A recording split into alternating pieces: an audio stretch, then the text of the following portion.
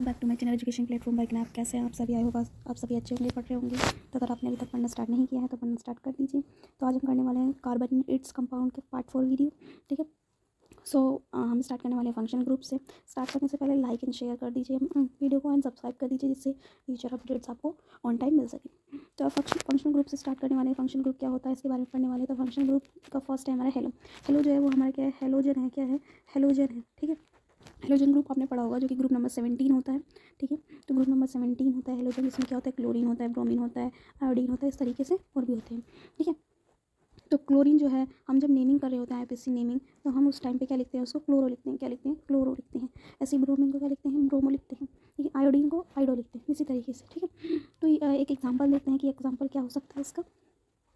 Example देखिए क्या होगा कि अगर हम मान लीजिए एग्जाम्पल ले रहे हैं, हमारे पास क्या है, ये कार्बन है इस तरीके से अटैच है। ठीक है, यहाँ पे हमारा क्लोरीन अटैच है। तो जब हम नेमिंग कर रहे होते हैं तो सबसे पहले आपको चेक करना होता है कि कार्बन कितने हैं। तो काउंट करें, कार्बन 1 2। ठीक है, 2 ही। तो 2 पे क्या होता है आपका इथ होता है। क्या होता है? इथ। ये हो गया। अब देखिए इसमें सिंगल बॉन्ड है या डबल बॉन्ड है। आपके सिंगल बॉन्ड है सभी में, तो क्या होगा, एन आएगा। मैंने आपको बताया था कि सिंगल बॉन्ड में क्या आता है, एन आता है। डबल बॉन्ड में इन एंड ट्रिपल बॉन्ड में आई। ओके, अब देखिए क्लोरीन है। क्लोरीन जो है आपका फंक्शन ग्रुप है हेलोजन का। तो क्लोरीन का मैंने बताया था आपको क्लोरो लिखना है। लेकिन क्लोरो लिखना कैसे है, क्लोरो लिखना है आपको आगे लिखना है। क्यों लिखना है आगे? इस वजह से क्योंकि अल्फ़ाबेटिकल ऑर्डर में होना चाहिए। तो सी पहले आता है, इसलिए हमने पहले लिखा। ओके, नेक्स्ट देखते हैं हमारा क्या है फंक्शनल ग्रुप। हमारा नेक्स्ट फंक्शनल ग्रुप है हमारा एल्कोहल। एल्कोहल जिसका फंक्शनल ग्रुप में क्या होता है, सॉरी, आपकी जो कंपाउंड्स दिया गया होता है उसमें क्या होता है, OH लगा होता है। और जब OH लगा होता है तो इसका सफिक्स क्या होता है? ठीक है, इसका सफिक्स क्या होता है हमारा, ओल होता है। क्या होता है? ओल। ठीक है, तो जब भी OH लगा हो फंक्शनल ग्रुप, तो आपको लास्ट में क्या करना है, ओल लगाना है। कैसे लगाना है देखिए यहाँ पे हमारा एक एग्जाम्पल देखते हैं। जैसे कि मान लीजिए हमारे पास ये एग्जाम्पल है, यहाँ H है, ये CH OH, यहाँ भी H लगा होगा, यहाँ भी H होगा, यहाँ भी H होगा, यहाँ भी H होगा। ओके, कार्बन कितने हमारे काउंट करेंगे, 1 2 3। 3 कार्बन से 3 पे क्या आता है, प्रोप आता है। ठीक है, प्रोप। अब देखिए सिंगल बॉन्ड है, इसका मतलब क्या आएगा, एन आएगा। अब जो एन में ई होता है उसे हमें हटा के क्या लिखना है, OH का सफिक्स लिखना है। और OH का सफिक्स क्या होता है, ओल होता है। क्या होता है? ओल होता है। ठीक है, तो एन लिखेंगे पहले हम, AN, फिर ई की जगह हम क्या लिखेंगे, OH का सफिक्स। OH का सफिक्स क्या होता है हमारा, ओल। तो क्या होगा हमारा, प्रोपेनॉल। क्या होगा, प्रोपेनॉल। तो ये समझ में आ गया आपको कि कैसे हुआ प्रोपेनॉल। ठीक है, ओके, नेक्स्ट देखते हैं हमारा क्या है, एल्डिहाइड है। क्या है, एल्डिहाइड। तो एल्डिहाइड में देखिए CH फंक्शन ग्रुप लगा होगा। अब जब एल्डिहाइड की नेमिंग कर रहे होंगे आप, तो उसमें अल लगाना होगा आपको। क्या लगाना होगा, अल। ठीक है, तो एग्जाम्पल के साथ समझते हैं। ओके, सो एल्डिहाइड है हमारा, तो देखिए यहाँ पे होगा CHO।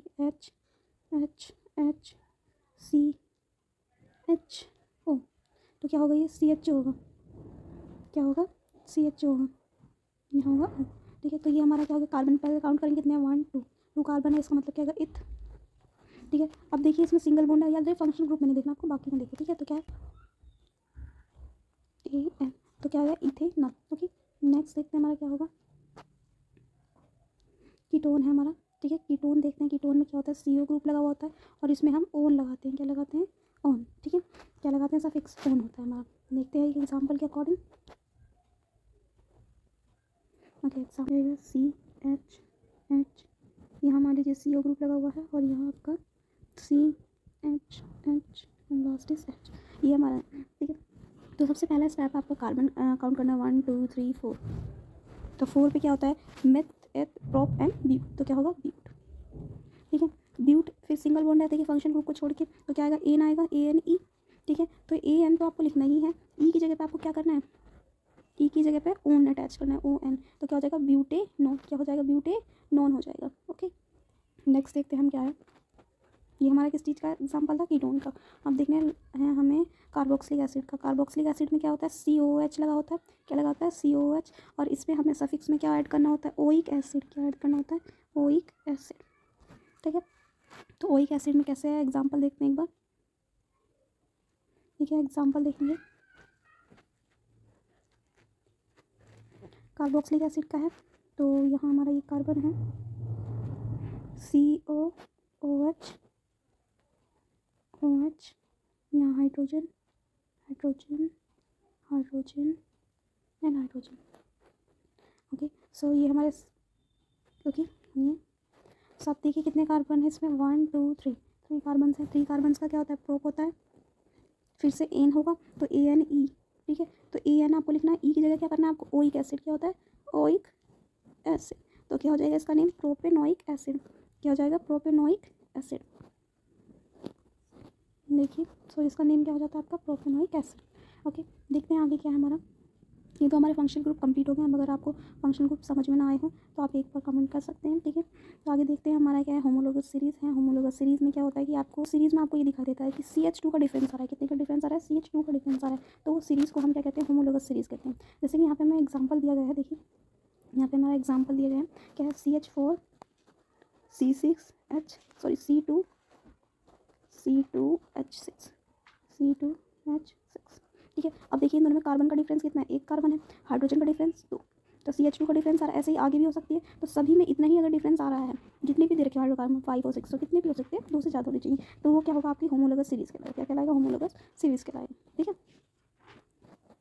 देखिए यहाँ पे एक सीरीज़ दी गई है आपको, जिसमें क्या है आपका लिखा हुआ है C3H6 है, फिर C4H8 है। तो C3H6 है, उसमें C4H8 है। तो इसमें डिफरेंस कितना आ रहा है? C का और H2, ठीक है।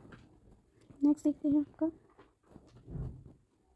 यही उसके बारे में बताया गया होमोलोगस सीरीज़ के बारे में, ठीक है। अब देखिए जो हम नेमिंग कर रहे होते हैं, तो नेमिंग करते वक्त हमें किस किस बातों का ध्यान रखना है, उन पॉइंट्स को हम समझने वाले हैं, ठीक है। तो पॉइंट्स हमारे यहाँ से स्टार्टिंग देखते हैं। फर्स्ट पॉइंट है identify the number of carbon atom in the compound. A compound having 3 carbon atom would have the name propane. तो सबसे पहले क्या करना है आपको? कार्बन आइटम जितने भी हैं उसमें वो कैलकुलेट करने हैं, वो चेक करने हैं आपको कि कितने हैं, 2 है, 3 है, 4 है, जितने भी है उसे चेक करना है। अगर मान लीजिए हाइड्रोकार्बन आपको दिया गया है, उसमें 3 कार्बन अटैच हैं, तो आपको क्या नाम देना है? उसका प्रोपेन नाम देना है। ओके, सेकंड देखते हैं हमारा क्या है, in case A functional group is present. मान लीजिए कि फंक्शनल ग्रुप प्रेजेंट हुआ, तब क्या करना है आपको? It is indicate in the name of the compound with either A prefix और ए सफिक्स। तो आपको क्या करना है? प्रीफिक्स या सफिक्स के अकॉर्डिंग क्या करना है? उस फंक्शनल ग्रुप को नेम देना है, ठीक है। नेक्स्ट देखते हैं हमारा क्या है, if the name of A functional group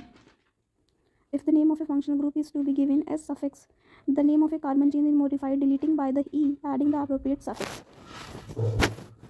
तो क्या हुआ कि आपको अगर कार्बन चेन दी गई है तो उसमें क्या होगा? सो क्या है कि अगर आपको कार्बन चेन दी गई है, ठीक है, तो उसमें क्या होगा? अगर मान लीजिए सफिक्स आपका है, वो क्या होगा? उसे कैसे ऐड करना है आपको? ई रिमूव करके उसका सफिक्स जो भी है उसे आपको ऐड करना है, ठीक। जैसे कि प्रोपेन है आपका, ठीक है, प्रोपेन है आपका, मान लीजिए प्रोपेन है, ठीक है, प्रोपेन है। तो प्रोपेन में जो प्रोपेन लिखना है, बस ई को आपको रिमूव करना है, ठीक है। ई रिमूव करने के बाद जो भी है आपका, मान लीजिए ओइक एसिड है, जो भी है वो ऐड कर देना है। तो क्या हो जाएगा इसका नाम? इसका नाम हो जाएगा आपका प्रोपेनोइक एसिड, ओके।